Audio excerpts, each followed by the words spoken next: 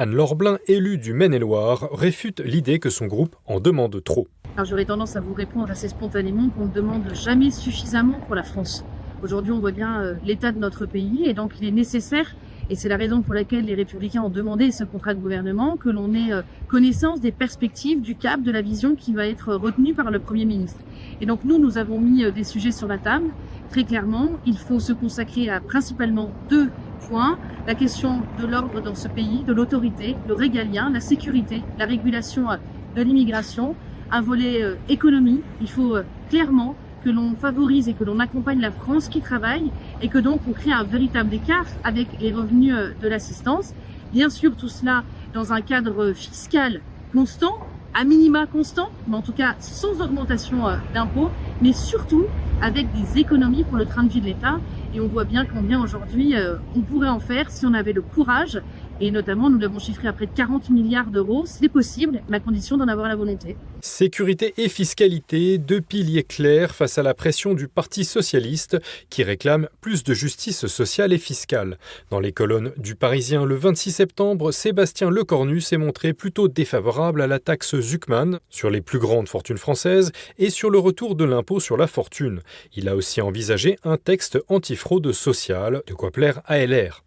Les Républicains et Anne-Laure Blin demandent aussi une suppression d'agences de l'État jugées inefficaces, voire inutiles.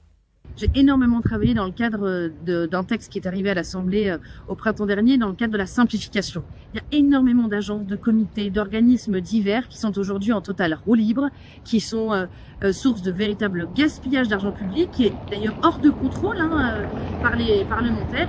Et donc il conviendrait d'en réduire la voilure.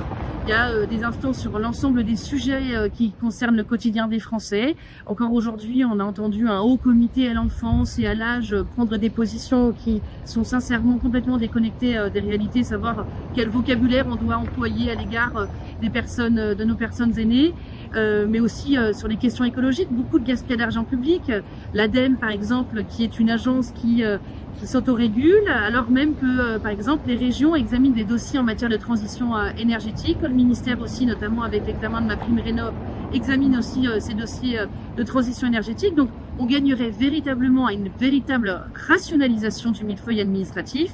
J'ai formulé beaucoup de propositions. Je vais d'ailleurs déposer dans les prochains jours, les prochaines semaines, une vraie proposition de loi pour remettre en place toute cette liste d'agences qui sont source de gaspillage d'argent public. Anne-Laure Blin, qui comptait parmi les 11 députés LR à avoir voté la censure contre François Bayrou, souligne l'urgence pour le pays. Si elle accepte de travailler avec le gouvernement Lecornu, c'est pour, dit-elle, transmettre ce que les Français disent sur le terrain.